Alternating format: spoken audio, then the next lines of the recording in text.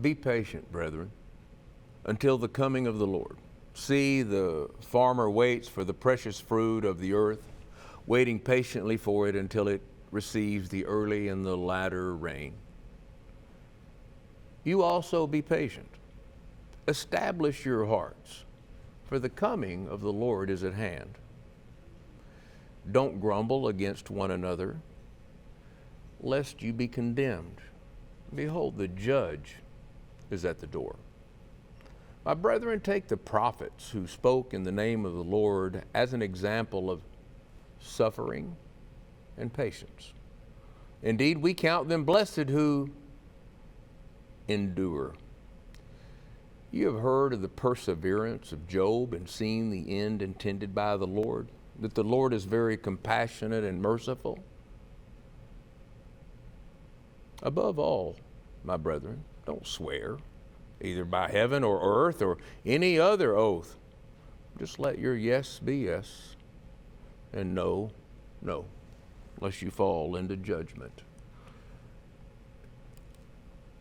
James points us to the future, to what is before us and how that we can move forward. Job 23 explains it, and today we are looking at truly a remarkable journey for us all under the title of Endurance, the Test of a Lifetime. We are all, whether we are cognizant, if we are aware of it or not, will endure difficulty, disability, and loss. It's the process.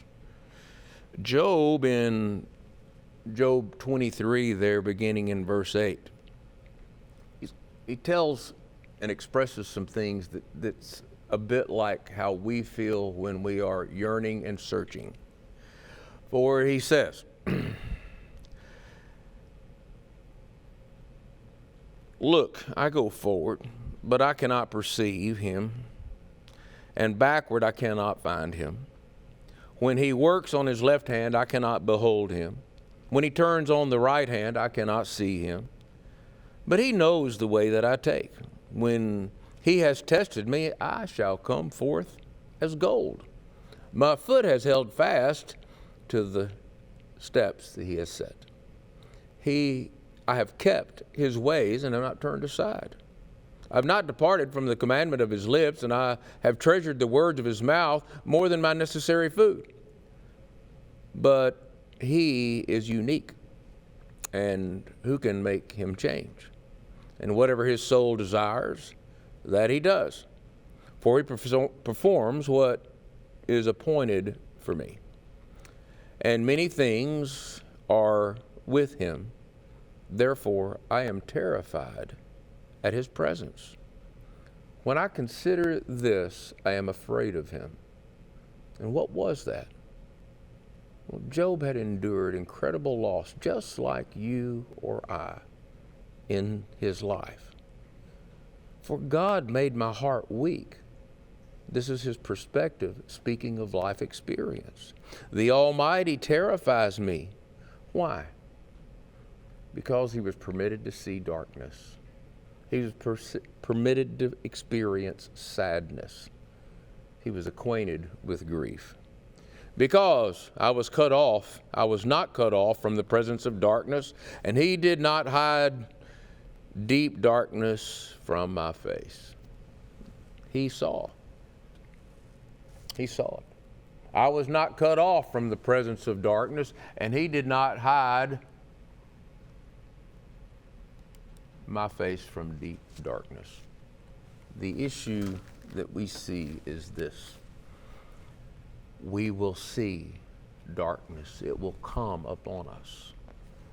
But what James said, what Job is saying in the midst of his controversy and defending his integrity is, when he has tested me, I will come forth as gold. So Job at the beginning, it's like this.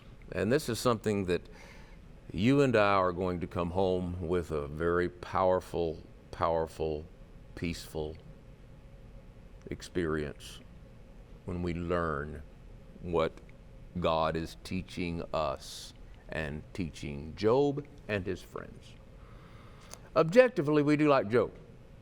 If I'm considering it and things are going well, I can easily say, I came out from my mother's womb naked, and I will return there.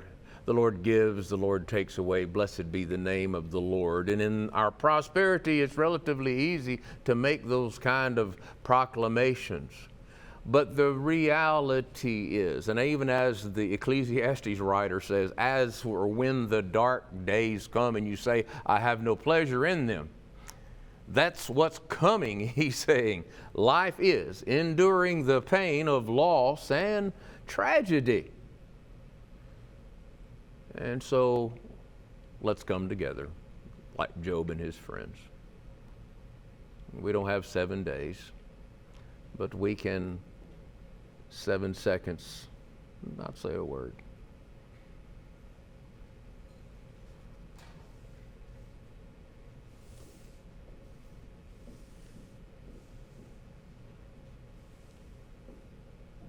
May the day perish on which I was born.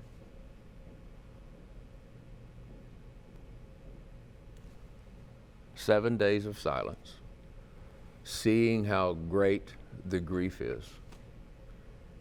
And the first expression, why was I born?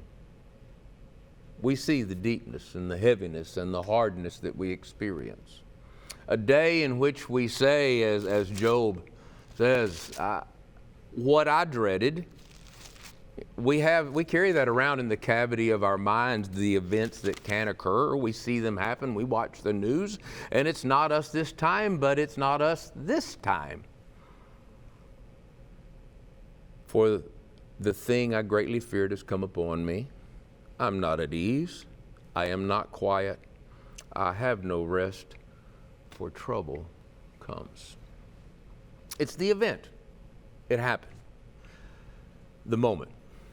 It was, it is, it was tragic. It's sad. It's unjust, undeserved, undesired. It's a distraction. It is resistance to what we feel would be how we progress positively. So we call for endurance. It's the lasting effect on the event. It will be difficult. It's the one that calls for us to continue when we possibly would even prefer to stop. Tragedy comes. Questions arise.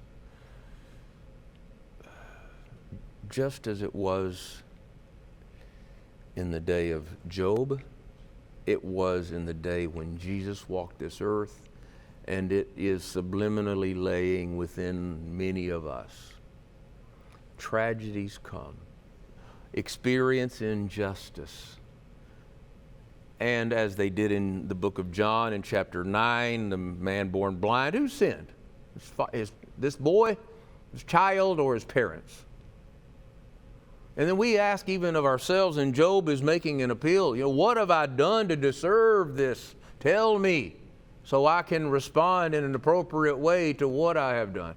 And listen to what we want to talk about when we can go to the depth, the test of a lifetime. He had lost his sons, and his friends say, if your sons had not sinned against him, your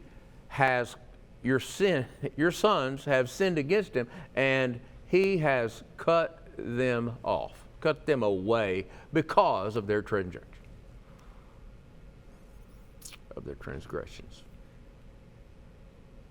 And so now we're dealing with this concept that is taught in so many of our churches and perceived that, well, if I do the right thing, if I'm a righteous man, Job was a righteous man, then I won't have any problems.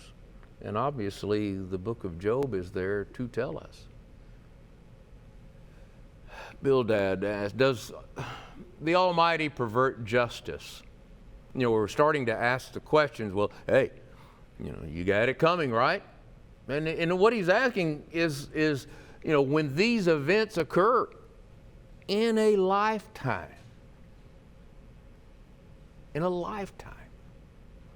it's not just when you were a child and then life was good and then you're middle age and you're struggling through it and think you possess the world and then you suddenly realize your limitation. When tragedy comes, call out now. Is there anyone who will answer you? We look in our condition and it's the chronic condition. It's the diagnosis, and there's not really any alteration to the destiny of the bag of bones that we're carrying around, the flesh and blood. Is there anyone who will answer? And what will we know? Well, it's obvious, isn't it? For those that are relating to endurance and the test of a lifetime, that life's reality, man who is born of a woman is a few days and full of trouble. He's talking about how that living one day at a time is a sufficient exercise, as Jesus taught. And life's reality, if I could take you even to a sadder state, look at chapter 6, and we'll go full screen. Think of this. In life's reality, Job is saying, oh, my grief were fully weighed, my calamity laid on the scales. In other words, I have no strength to carry this. I can't go on. Chapter 7 and verse 7, basically, I'll just never remember the life is a breath and my eye will never see good again. I'll never feel happiness. This is Job speaking. And then he can, then that internal struggle. Have I sinned? What have I done to you, O watcher of men? Why have you set me as your target so that I am a burden to myself? He's wearing himself out. And then the reality of his friend, my friends have deserted me. They've turned on me. They've turned against my integrity and my family.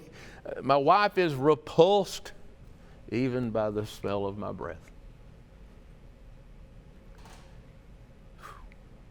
We think our circumstance is difficult.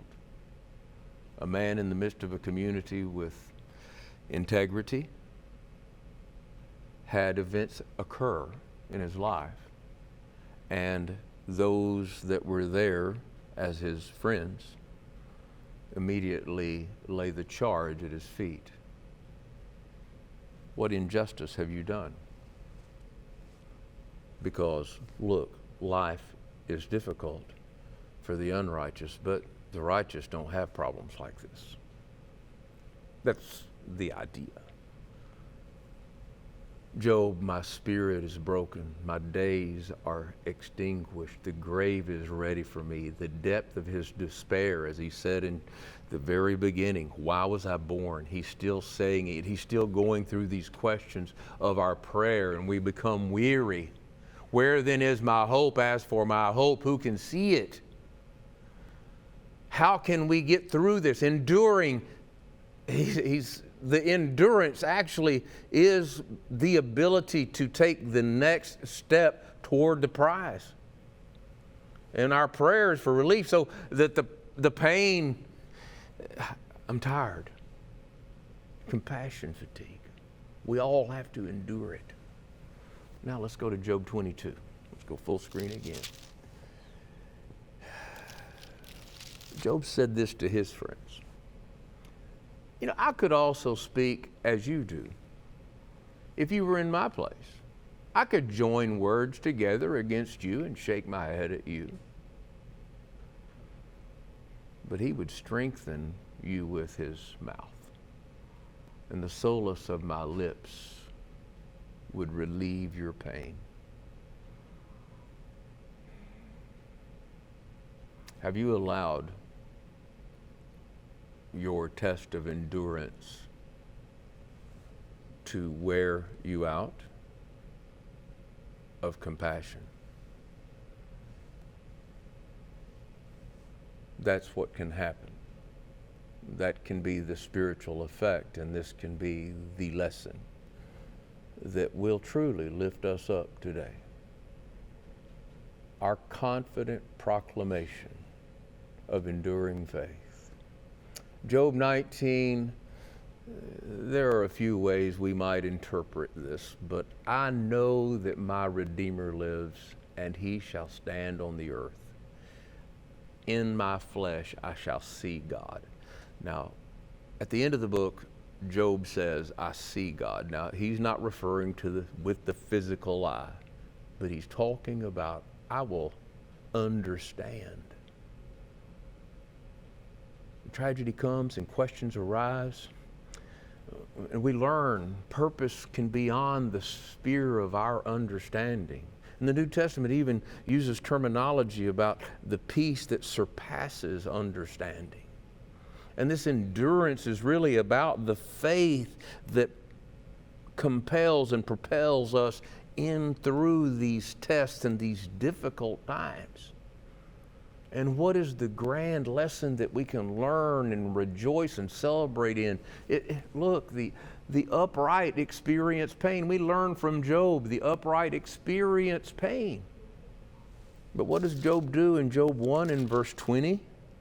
In the midst of all of this event, Job rose and tore his robe and shaved his head, and he fell to the ground and he worshiped. We can worship God while suffering. Get out of your home. Get out of the struggle in your isolation thinking, oh, the judgment that everyone's making. Yeah, we got a lot of Bildads and Zophars out there.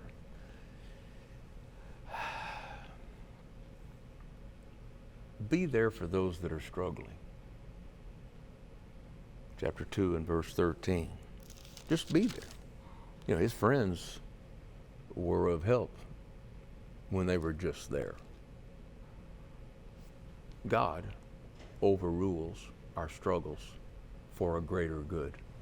This is the ultimate test of our endurance, and the test of a lifetime is to understand and come to the comprehension. We do not have the answers, nor do we fully know the larger picture. It's not possible for us. We cannot see beyond the confines to the extent of where we are at this day. But what do we learn? I have heard of you with the hearing of the ear, but now my eye sees you. God has taken us through this journey of Job. Call out, will there be one that answers you? And you get to the end of the book and Job is answered. And we don't really know what the answer is other than,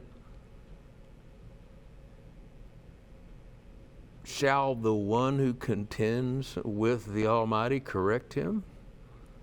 Who rebukes God, let him answer him. Prepare yourself like a man. I'll question you and you will answer me. What he's saying is, I'm right here. And then he tells Job from 40, 41, 42 beginning that look around. And look at all the things, maybe that are even extinct today, that he created. His knowledge. He's saying, I know of these things. I was there. Where were you? The complexity of our human existence. We are part of all humanity. We are mere mortal. The events that befall us are not a function of our personal identity. They can become depending on how we respond. Life's events are part of a much larger process. The flesh and blood cannot inherit the kingdom of God. And God did not really answer Job's question, at least to the satisfaction of the human side, because he was telling Job, I'm here. I want you to know I'm with you. And Job says, I'm suffering.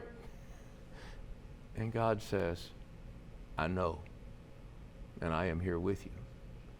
And so much was the love of God that he would let us know that he knows, and that he sent his son to live a life that was encircled the defining moment of endurance. What God revealed to Job: if you experience tragedy or injustice in life, it's not a reflection of spiritual inferiority. We feel like Job. I don't know, but I know God knows. What's he writing? What's he telling us? Teach us what I should say to him, for we can prepare nothing because of the darkness. We don't know. In the midst of darkness, isn't that an expression just like us all? Teach me what I should say to him. What can I say? For we can't get our plans together because of the darkness. That's how we feel, without the ability to move forward. But God revealed to Job. Job asked, where are you? God says, I am here.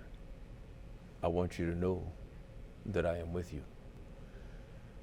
God does not always answer our questions. He simply removes the shadows of doubt. What is too big for you to handle? I know that you can do everything and that no purpose of yours can be withheld from you. That's how Job responds to God. Trust. At every level of tragedy, there can be a higher level of divine providence. We know that. We know how to see it. There's appointed a day in which he will judge the world in righteousness by the man whom he has ordained, and he has given assurance of this by what? Keeping him from dying or experiencing pain? No. He died a tragic, untimely death. What's the message? He gave us assurance by raising him from the dead. In the world, we see it. The good and the bad are interwoven. We're blessed with life. We learn humility and empathy through suffering. We become acquainted with grief, just as our Redeemer. And the sufferings of this present time are not worthy to be compared to the glory that will be revealed in us. This is just a temporary, temporal time. I've had the pleasure of spending 20, 30, 40, 50 years with certain individuals, but that time's running out. It is limited. And the sufferings of the dark days, as Ecclesiastes said, it just kind of magnifies what we now say. As Romans 8 says, as the whole creation waiting, we groan within ourselves, waiting for the adoption, the redemption of our bodies. Let's lift a phrase out of the Song of Solomon. This is what we know. Love is as strong as death. The endurance that drives us, and it hurts us, is love. When we are separated, oh, that pain in this life, oh, cannot reach. But that hope, that moment, that time that the Lord has prepared for us. In your patience, you possess your soul.